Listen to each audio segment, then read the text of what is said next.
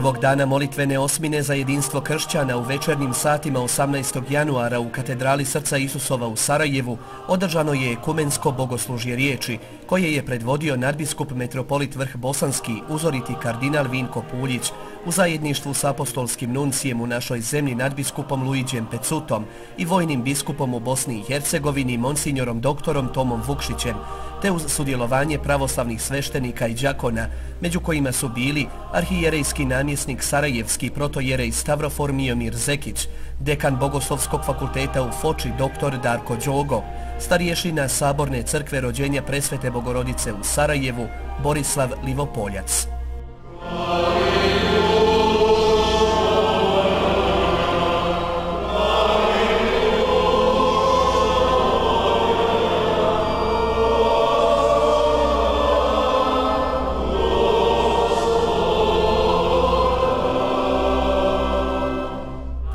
Bogoslužje riječi organizirano je na inicijativu Vijeća za ekumenizam i dijalog među religijama i kulturama Biskupske konferencije Bosne i Hercegovine, koje je za tu prigodu otisnulo knjižicu sa tekstovima za molitvenu osminu.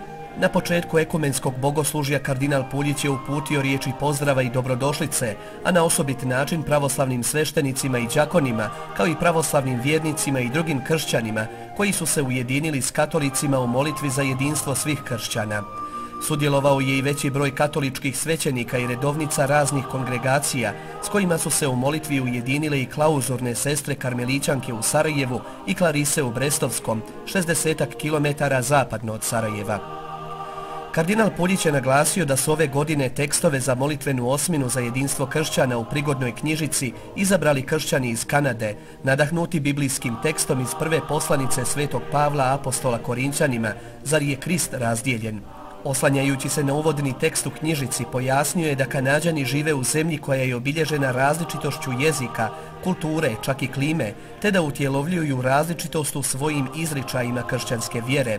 Dodao je da kanadski kršćani žele u svojoj raznolikosti ostati vjerni Kristovoj želji za jedinstvom njegovih učenika, ističući da prva poslanica Korinćanima pokazuje način vrednovanja i primanja darova drugih, što ohrabruje rad na jedinstvu. Prigodnu propovjedu putio je delegat mitropolije Dabrobosanske arhimandrit magistar Lazar Lazarević, rektor bogoslovije Svetog Petra Dabrobosanskog u Foči.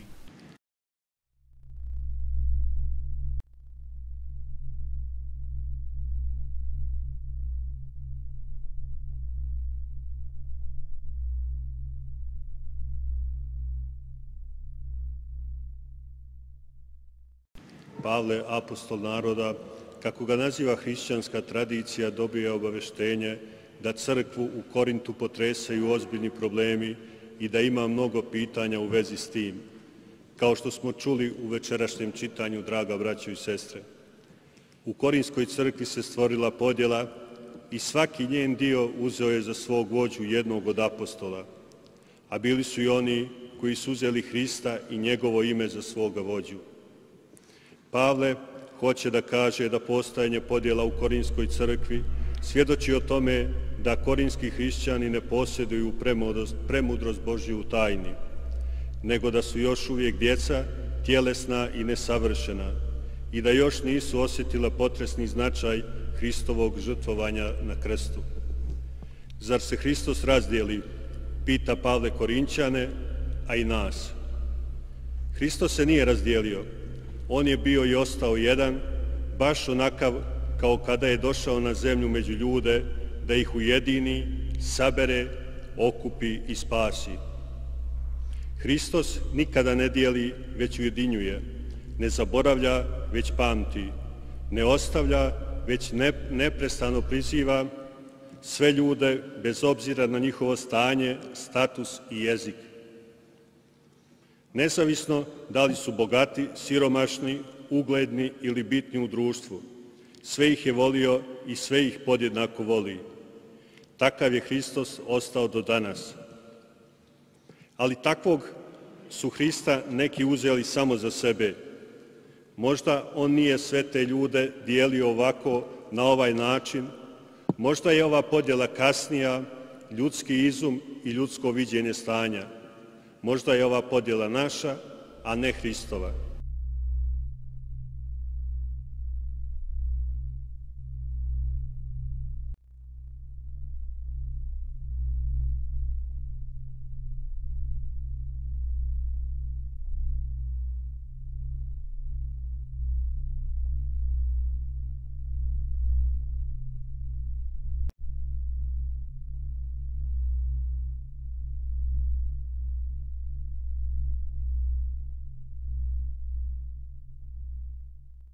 Hrista su kroz istoriju dijelili, oko njegovog imena se razdjeljivali. Jedni se proglašavali da su dio njegove ljubavi, a drugi opet udaljavali od njega i uskraćivali njegovu ljubav. Tako nam govori Sveto pismo i istorija crkve. Mnogi su zloupotrebljavali Hristovo ime i tako prenosili drugima i njih učili. Vrijeme o kome i u kome piše apostol Pavle je jedno, a problemi prešli te granice, stalni i konstantni. Njegova poruka nadvremena. Da li je Pavle znao da će podjela biti stalno u crkvi, u svijetu, ili je Bog kroz Korinćane i nama poslao poruku da se ne dijelimo i Hrista da ne dijelimo?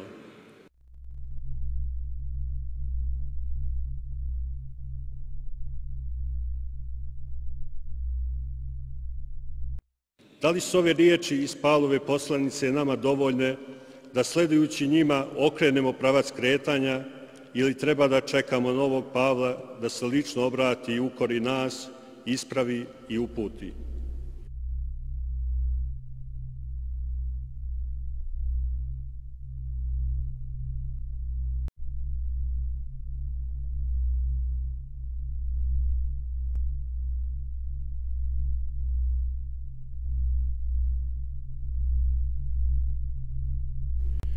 Sve što je sveti i bogonadahnuti apostol napisao Korinćanima važi za sve ljude svih naroda i svih vremena, uči nas prepodobni Justin Ćelijski.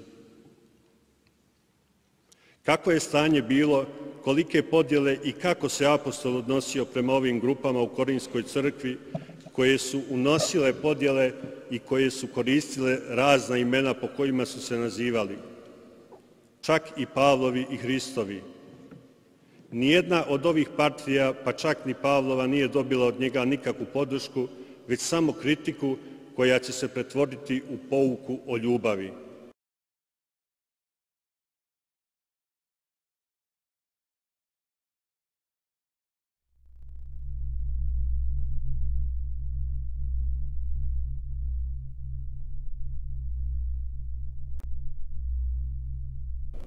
Stoga sveti Jovan Zlatousti premudro tumači ovaj dio i ovu podjelu dajući jasniju sliku tog mjesta, gdje tvrdi da su Pavle, Apolos, Kifa i Hristos u ovom slučaju bili maske iza kojih se kriju druga imena.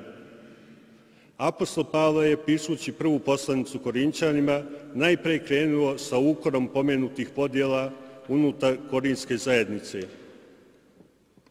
Njegova osnovna poruka u vezi sa ovim raskolom bila je da temelja drugoga niko ne može postaviti osim postojećeg koji je Isus Hristos. Ni Pavle, ni Kifa, ni Apolos, niti onaj Hristos čim su se imenima podijelili korinski hrišćani ne mogu biti temelj crkve. Pavle ih ponovo podsjeća na propovjed o krstu koju je izložio za vrijeme svog prvog boravka u Korintu. Ponovo objavljuje da je Hristov krst zajedno sa njegovim vaskrsenjem ono najvažnije za razumijevanje Hristove vjere. Zato Pavle, Kifa i Apolos ne mogu biti temelj crkve. Da se Pavle ne razape za vas, pita apostol Korinćane. Riječ o Hristu raspjetom, o kojoj im govori na drugom mjestu, iskorištena je ovdje u cilju prevazilaženja raskola.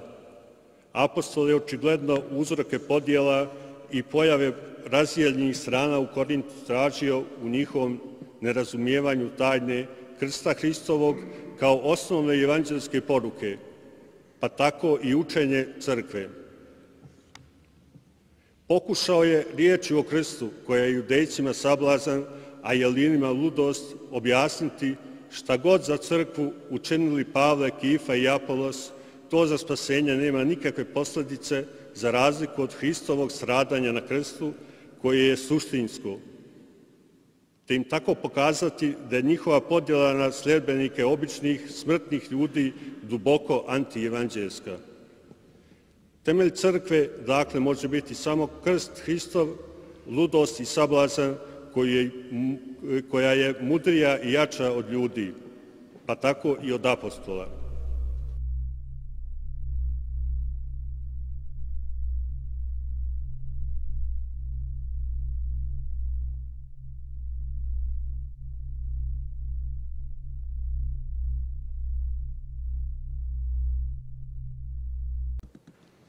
Pavle ponovo ne propušta priliku da Korinćane pouči i podsjeti da su crkva Božija osvećeni u Hristu Isusu.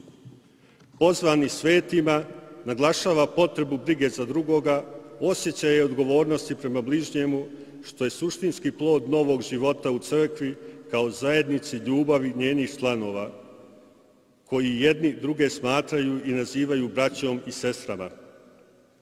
Kada govori o duhovnim darovima, apostoli izričito u tome da darovi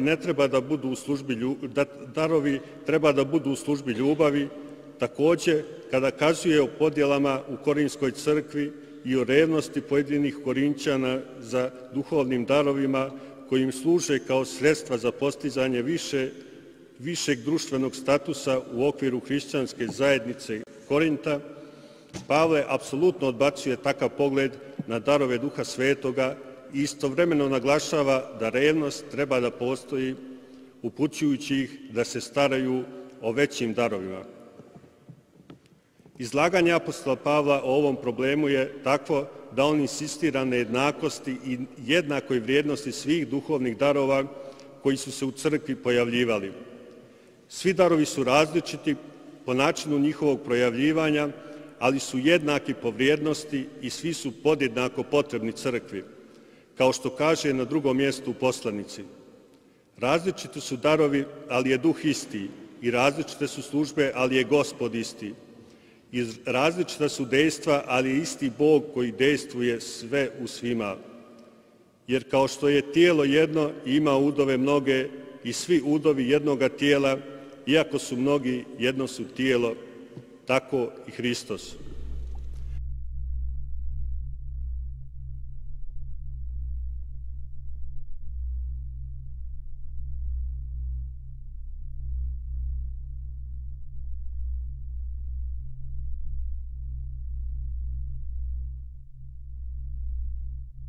Ovim Pavle želi da postavi ljubav prema bližnjem kao kriterijum vrednovanja duhovnih darova. Oni darovi koji su u službi zajednice su prema tome i veći darovi. Zbog toga je ovaj fenomen duhovnih darova, koji je sigurno dao snažan doprinos širenju ranog hrišćanstva i koji je u Korintu za vrijeme pisanja ove poslanice bio osnovni uzrok podjela, nereda i egoizma među hrišćanima, kao takav zabrinjava apostola Pavla više od drugih brojnih problema koje je korinska zajednica imala.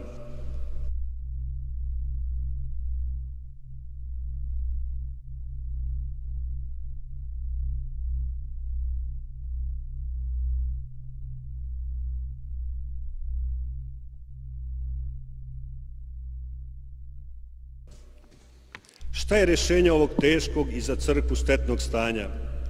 Rekli smo na početku da Korinćani nisu osjetili i shvatili potresni značaj Hristovog stradanja na krstu, a njegovo stradanje je iz ljubavi i ljubav. Tako da možemo reći da Pavle u ovoj poslanici u njenom drugom dijelu daje rješenje situacije u svom poznatom učenju o ljubavi i da nasuprot podjelama stavlja jedinstvo u ljubavi kao najvažniju činjenicu života. Poznato je da postoji saglasnost tumača ove poslanice da se himna ljubavi odnosi od početka do kraja na fenomen duhovnih darova i nereda koji su pri evharistijskom okupljanju činili nosioci takvih darova harizmatici. Drugim riječima, kao što je za svetog Jovana Bogoslova Bog ljubav, tako je za apostola Pavla ljubav Bog. Tako bi grčku riječ agapi iz himne ljubavi mogla da zamijeni imenica Hristos, a da se ime Hristovo ne oskrnavi niti netačno prikaže njegova ličnost. Stoga bi ljubav čovjeka prema Bogu i bližnjem trebalo posmatrati kao Božji dar, a ne isključivo kao vrlinu koju čovjek po prirodi posjeduje ili stiče. U poslanici apostol kaže: ako neko ljubi Boga, toga je Bog poznao. Ljubav čovjekova je prema tome plod Božjeg poznanja. Sam čovjek ne bi imao ljubavi da mu je Bog nije usadio u njegovo srce. Ljubav čovjekova je ljubav Duha Svetoga, čovečanska bratska ili ljubav prema bližem suštinski je zavisna od Božje ljubavi prema čoveku. Zbog toga apostol Pavle ne pravi razliku između bogoljublja i čovekoljublja. Svaka je čovekova ljubav Božjeg, transcendentnog porijekla. Ona stoga nije moralna vrlina u klasičnom smislu, već Božja sila i moć koja neće prestati ni kada dođe savršeno.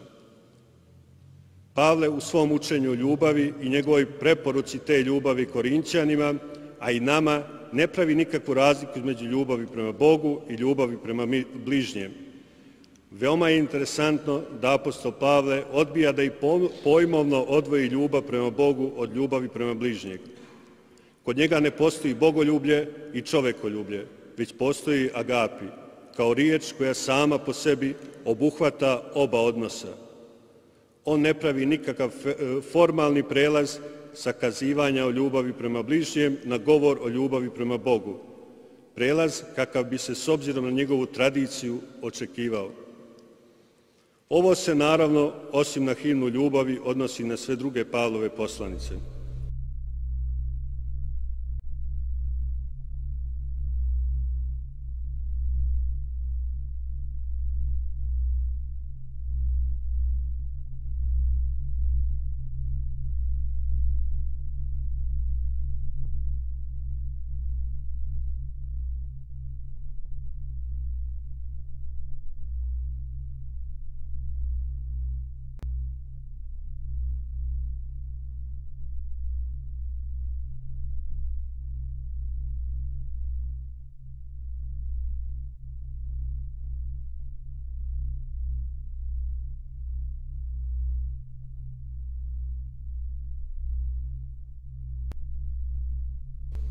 Zbog toga apostol odbacuje svaki individualizam, svaku podijeljenost na razne grupe sa različitim imenima, svaku individualnu duhovnost kao put zajednice i jedinstva sa Bogom.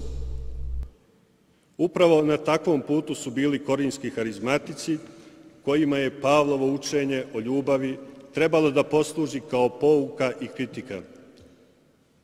Korinski hrišćani su manifestacijom svojih duhovnih darova njegovali individualnu duhovnost koja stavlja u drugi plan odnose među članovima crkve. Takva duhovnost je bila uzrok svih skandaloznih nereda pri njihovim evharistijskim okupljanjima, gdje su bogati i siromašni jeli različitu hranu i gdje su predstavnici harizmatika i oni koji su imali znanje zauzimali najviši status, podcjenjivali ostale i pokazivali neosjetljivost prema siromašnim članovima crkve. Sve je to bilo suprotno ljubavi. Takvima apostol kaže da su na pogrešnom putu.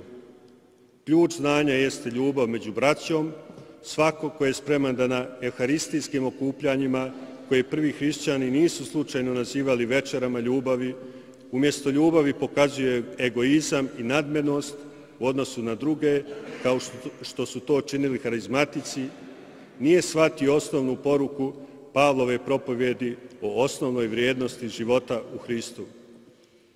Takvi nisu nikakvi hrišćani, ma koliko veliko bilo njihovo znanje i ma koliko očigledne i fascinantne bile njihove nadprirodne moći.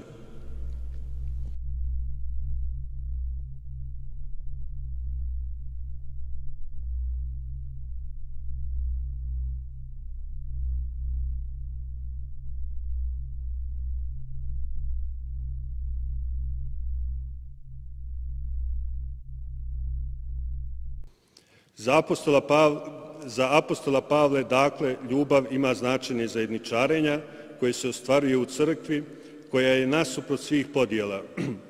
Ljubav je sila koja ujedinjuje i zbližava i koja može da bude drugo ime za Hrista.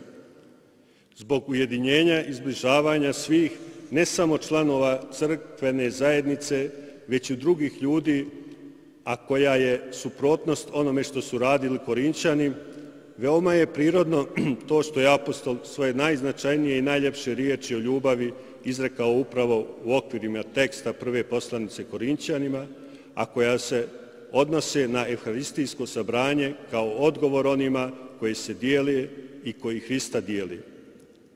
Vidjeli smo kako Pavle reaguje na podjele u hrišćanstvu, kakav je njegov stav i sa koliko gorčine govori o tome.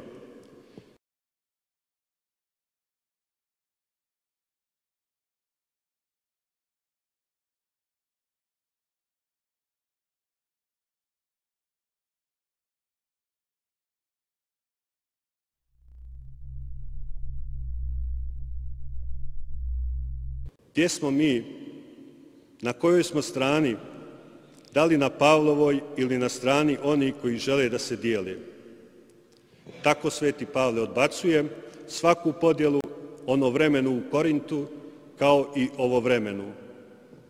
I slobodno možemo njegovu konstataciju upućenu Korinćanima preformulisati riječima: zar Hrista i dalje dijelimo? Amin.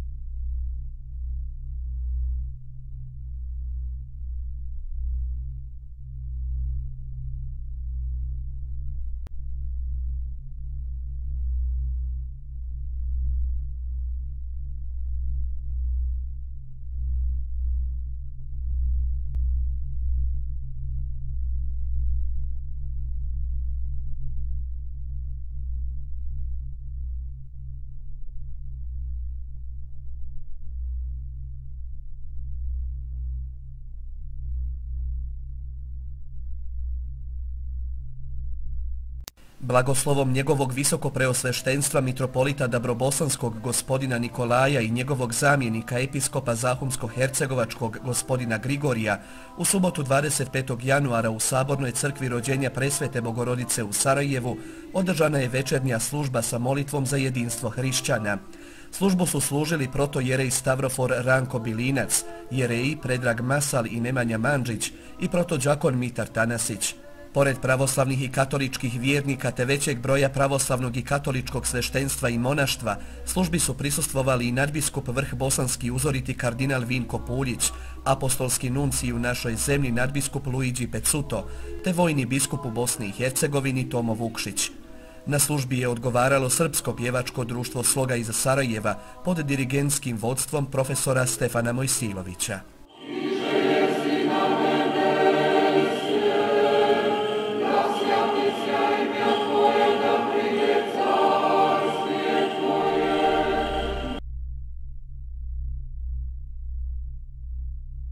Sestre i braćo u Kristu, vi svjedočite da je to i danas moguće. Zato za postojeće jedinstvo danas zajedno zahvaljujemo, za još savršenije molimo, da mognemo jednoga dana slaviti jednu Euharistiju u jednoj kući Božjoj. Tome se danu radujemo i za njega molimo. Po završetku molitve u rezidenciji mitropolije Dabrobosanske održano je druženje na kome je predstavljen projekat Koračajmo zajedno. U nastavku večeri pjesmama se predstavio etno sastav Kimbal iz Foče, koji čini grupa talentovanih bogoslova Bogoslovije Sveti Petar Dabrobosanski i učenice srednje škole iz Foče.